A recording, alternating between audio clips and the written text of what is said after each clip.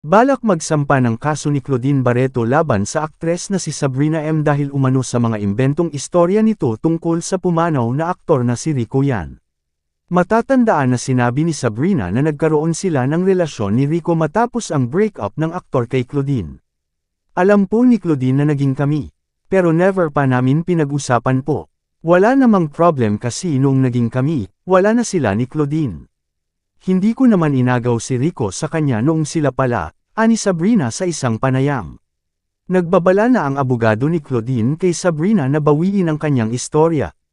Pinalalabas po kasi ni Sabrina M na si Rico Yan ay two-timer at alam naman daw ni Claudine, kung alam ito ni Claudine ay napakababa naman ng moralidad ni Claudine na pumapayag siya na dalawa sila sa buhay ni Rico Yan. Ani Attorney Ferdinand Topacio, mag-apologize ka na lang Sabrina M since iisang mundo lang ginagalawan natin at wag naman tayong gumamit ng taong wala na rito sa mundo hindi niya may pagtanggol ang sarili niya dahil wala na siya, dagdag pa niya. Marami rin na mga entertainment writers ang kinwestiyon ang naging pahayag na ito ni Sabrina. Ilan na dito ay sila OG Diaz at Christy Ferman na sinasabing imposible na magkaroon ng relasyon si Sabrina at Rico. Hindi rin daw umano nila nakita si Sabrina sa mismong lemi o libing ni Rico.